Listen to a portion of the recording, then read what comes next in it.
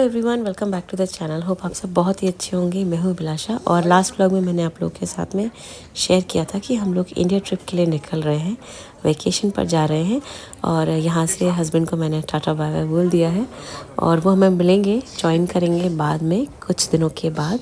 मैं, अने और जयशु हम तीनों जा रहे हैं। तो मैंने check in bags already submit कर दिए हैं और इसी व्लॉग को मैं आगे कंटिन्यू कर रही हूँ। मैंने स्ट्रोलर रख लिया था अपने पास और यहाँ एम्स्टर्डम एयरपोर्ट पे बहुत ही बड़ा सा एक फ़िश टैंक था जो अने को बहुत अच्छा लगा। तो यहाँ पे मैं थोड़ी सी देर वेट करके इन लोग को दिखाने लगी फ़िशेस। बहुत कलरफुल फ़िशेस थे।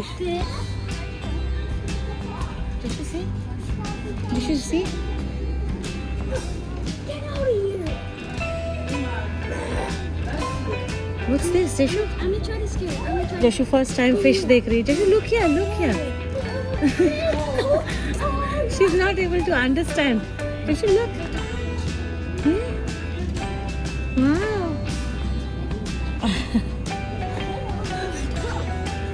Let's go. चल, let's go. तो बेबीज़ के साथ में आपको प्रायोरिटी बोर्डिंग का ऑप्शन मिलता है। आपको लाइन में, लंबी लाइन में खड़े होने की ज़रूरत नहीं है। पहले बिज़नेस क्लास की बोर्डिंग शुरू होती है और उसके बाद में जिनके पास भी बेबीज़ होते हैं उनकी बोर्डिंग शुरू होती है। तो आप ये ऑप्शन अपने जो एयरलाइन है उनके स्टाफ से कंफर्म करके उसी लाइन में रहिए और रेगुलर लाइन में आपको खड़े होने की ज़रूरत नहीं है।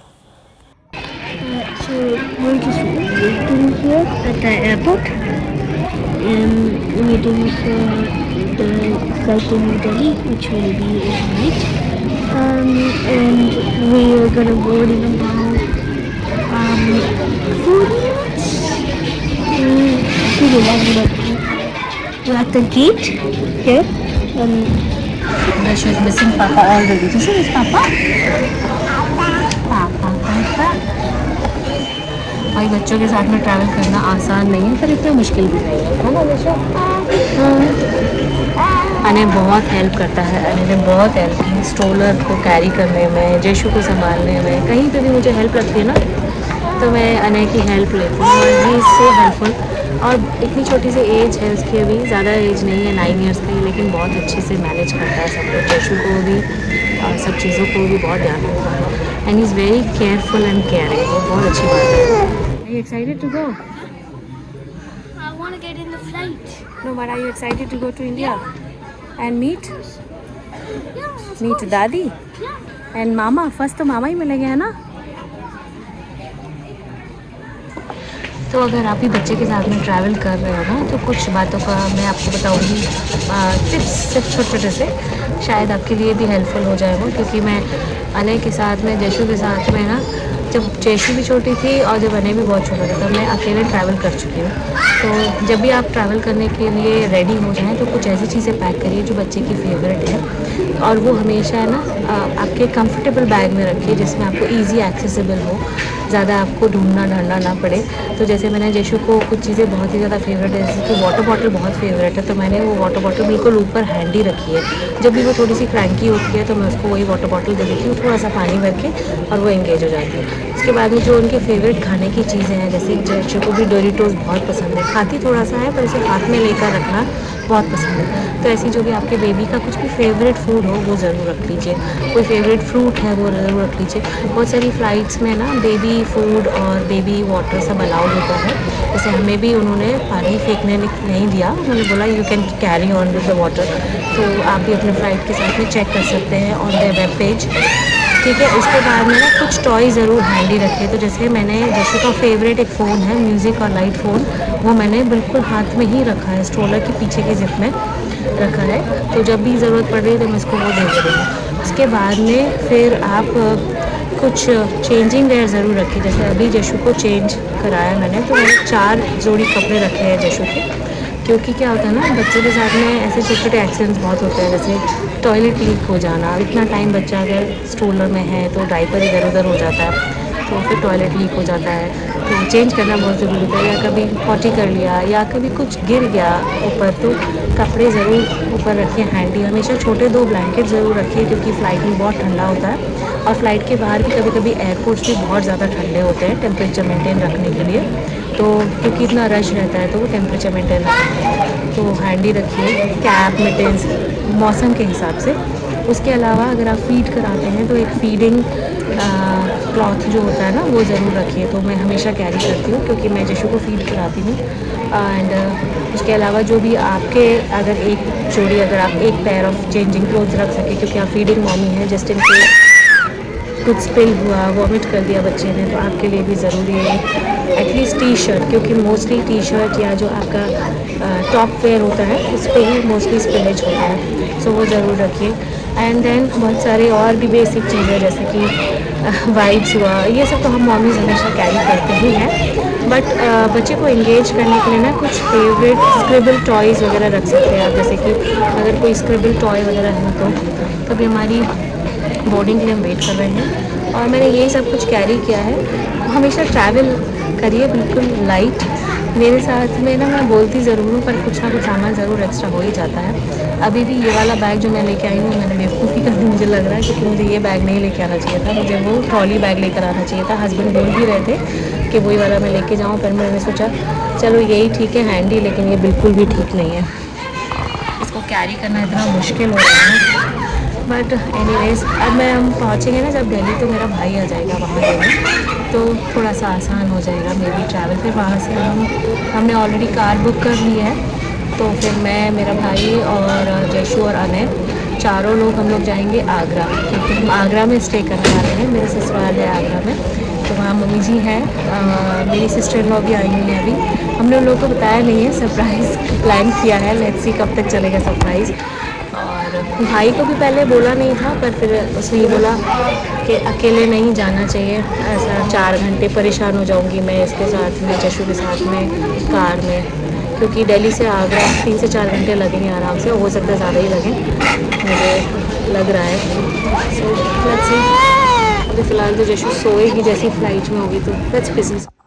तो इसके बाद में बोर्डिंग करके हमने अपनी सीट्स पर स्थान ग्रहण कर लिया है। जयशु की सीट नहीं है क्योंकि जयशु अभी अंडर 2 इयर्स है। आप चाहें तो सीट बुक कर सकते हैं अपने अंडर 2 ईयर बेबी की, लेकिन वैसे वो लैप में ही मुझे ज़्यादा सेफ़ लग रही थी, तो हमने उसके लिए सीट बुक नहीं की। सो फ्लाइट थोड़ी सी लेट हो गई थी, लेकिन टेक ऑफ के 40 मिनट्स के बाद में ये क्रंची कॉर्न आया था स्नैक्स में, और कुछ ड्रिंक्स आए थे, तो मैंने लिया है डाइट कोक और अनय ले लिया है एप्पल जूस। मुझे एक्चुअली इस टाइम चाय की बहुत ज़रूरत थी, पर चाय तो अभी नहीं आई है। What? At least I'm not getting my ears popped. Okay. जशु सो गई है। सो अनय इज़ रियली अपसेट क्योंकि सिस्टम नहीं चल रहा है अभी तक। फ्लाइट बोर्ड किया हमको ऑलमोस्ट 1 घंटा से ज़्यादा हो गया, 1 घंटे से 1.5 घंटा हो गया, बट ये सिस्टम चल ही नहीं रहा है। और भी Anay is getting bored. Anay ने थोड़ा सा गेम खेल लिया मेरे फ़ोन पर उससे कुछ नहीं होगा, क्योंकि वो मूवीज़ का प्लान करके आया था और वो मूवीज़ नहीं चल पा रही है। So he is not in good, and I would not say service बहुत अच्छी है यार। एयर इंडिया से ट्रैवल कर रहे हैं, this is not the first time we are travelling, but I don't know why the service is not good in this flight particularly. Cabin crew is not listening. मुझे belt बड़ी मुश्किल से दिया है, बेबी बेल्ट, जबकि this is a basic need, but I don't know, मैं detail में बताऊँगी इस बारे में। सो इस बार का हमारा एयर इंडिया से एक्सपीरियंस तो बहुत अच्छा नहीं था, पर खाना अच्छा था। हमने हिंदू मील ऑर्डर किया था और ये है वेजिटेरियन हिंदू मील। इसमें बन है, राइस है, पनीर है और एक सैलेड है, और स्वीट में था सेवई की खीर। तो बच्चे तो ज़्यादा नहीं खाते हैं, लेकिन मुझे ठीक लगा ये मील। और 7.5 घंटे की हमारी डायरेक्ट फ़्लाइट थी। मैंने डायरेक्ट फ़्लाइट इसीलिए ली थी क्योंकि मैं बच्चों के साथ अकेले ट्रैवल कर रही थी, तो डायरेक्ट फ़्लाइट का ऑप्शन था एयर इंडिया के, इसलिए हमने एयर इंडिया ऑप्ट किया था। और अब हम लैंड हो गए हैं दिल्ली एयरपोर्ट पर। बड़ा अच्छा लग रहा है, एक अलग ही फीलिंग आती है यार। इंडिया हम भले ही लास्ट ईयर आए थे, पर फिर भी बहुत अच्छा लग रहा है, सब लोगों से मिलेंगे, बहुत एक्साइटमेंट है। और आप ऐसे ना कार्ड की सर्विसेज रहती है एयरपोर्ट पे, तो आप वो ले सकते हैं अगर आप बच्चों के साथ ट्रैवल करें।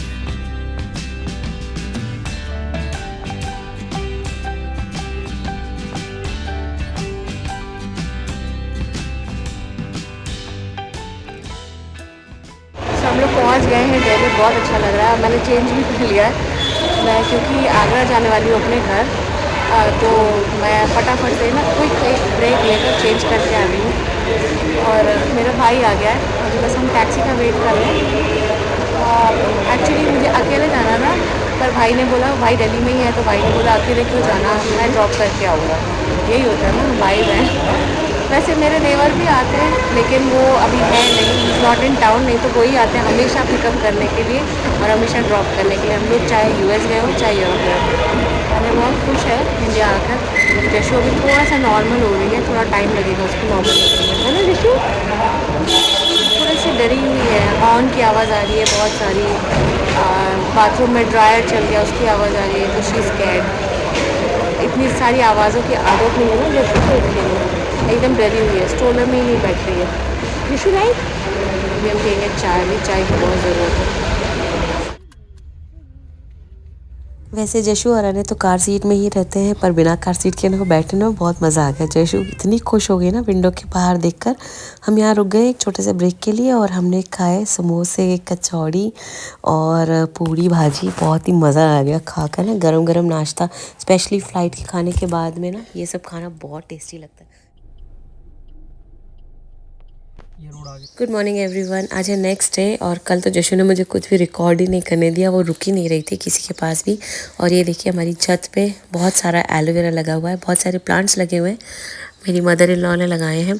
स्पेशली एलोवेरा को देखकर ना मुझे इतनी खुशी हुई, क्योंकि मुझे यूएस में मेरे पास बहुत सारा एलोवेरा था, पर यूरोप आके ना मेरे पास बिल्कुल भी एलोवेरा मिला ही नहीं, मुझे कहीं पे भी प्लांट नहीं मिला। तो इतना सारा देखकर ना बड़ा अच्छा लगा। 4-5 पॉट्स में लगाया और काफ़ी बड़ा है, तो इसकी मैं कुछ रेमेडीज़ आप लोगों के साथ में ज़रूर शेयर करूँगी। अभी मैं बहुत सारा है ना लॉन्ड्री किया है मैंने, क्योंकि बच्चों के कपड़े काफ़ी सारे इकट्ठे हो गए थे। सबसे ज़्यादा कपड़े जयशु के हो गए थे, through out the journey 6-7 pairs हो गए थे, तो फिर मैंने सब कुछ अच्छे से लॉन्ड्री कर दिया है। और सबसे अच्छी बात अपने इंडिया की ये होती है कि आप धूप में कपड़े सुखा सकते हैं, चाहे सर्दी हो या गर्मी। तो मैंने ड्रायर में कर दिया है, जैसे सारा वाटर अच्छे से ड्रेन आउट हो जाएगा और फिर कपड़े जल्दी सूख जाएंगे, क्योंकि अभी थोड़ा सा ठंडा वेदर है और छत पर कपड़े सुखाने का मज़ा ही कुछ और है। यूरोप में भी मैं स्टैंड पर ही कपड़े सुखाती हूँ, पर जो ऐसे छत पर कपड़े सुखाए जाते हैं ना, उसकी बात ही अलग है। तो स्टैंड पे ना सुखाने में मुझे बहुत आलस आता है। मैंने ये पहले अपने सारे व्लॉग्स में बताया, क्योंकि छोटे से स्टैंड पे ना सारे कपड़े एक एक करके स्टैक करने में बहुत टाइम वेस्टेज लगता है मुझे। अच्छा, यूएस में ड्रायर होता था तो कभी ऐसे कपड़े ओपनली सुखाने की ज़रूरत ही नहीं पड़ती थी, पर यूरोप में कल्चर है ऐसा। और दोस्तों यहाँ मेरा रूटीन थोड़ा सा डिफरेंट रहेगा, क्योंकि अने का स्कूल नहीं है और यहाँ सब लोग हैं हमारे साथ में, तो बहुत मज़ा आने वाला है। मैं ये सारे अपने रूटीन वाले ब्लॉग्स इंडिया के भी आप लोगों के साथ में शेयर ज़रूर करूँगी। So stay tuned. सब्सक्राइब नहीं किया है तो प्लीज़ कंसिडर सब्सक्राइबिंग, और इंस्टाग्राम पे ज़रूर फॉलो कर लीजिए। इंस्टाग्राम का हैंडल है व्लॉगिंग देसी।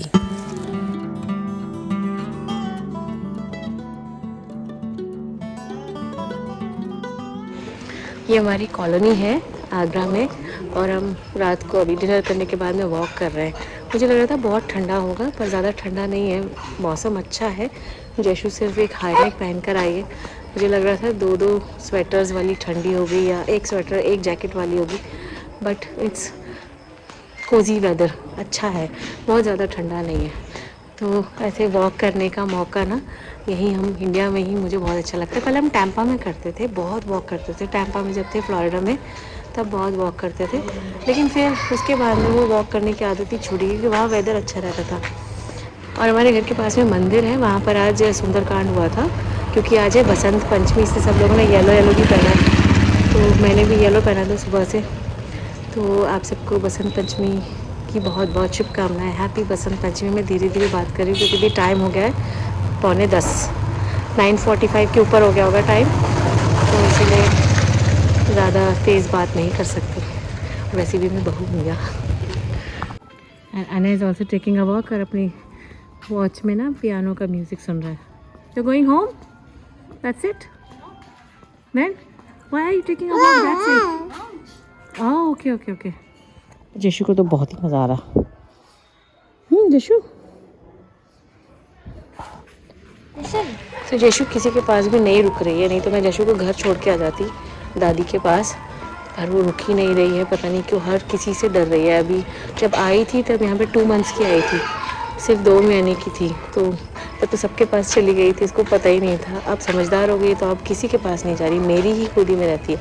शाम को मैं स्ट्रोलर से भी उसको वॉक करा रही, पर बार बार स्ट्रोलर निकालने में थोड़ा सा हेडेक है, तो ऐसी गोदी में लेके आई हूँ। कैट वॉक हो रही है। इनका नाम है शेरू। तो मम्मी जी के पास में डेली आते हैं दूध और ब्रेड खाने के लिए। और अभी देखो कैट वॉक हो रही है, डिनर के बाद खा पी के वॉक हो रही है। चलिए दोस्तों, आज के लिए बस इतना ही, और ऐसे ही आपके साथ में और भी बहुत सारे व्लॉग्स शेयर करूंगी इंडिया ट्रिप के। अपने मॉर्निंग से लेकर नाइट तक का रूटीन भी कोशिश करूंगी शेयर करने का। तो अगर आपको इस व्लॉग में कुछ भी अच्छा लगा है तो प्लीज़ अपना एक कमेंट ज़रूर ड्रॉप कर दीजिए। मिलती हूँ मैं आपसे नेक्स्ट व्लॉग में। Till then bye bye, take care.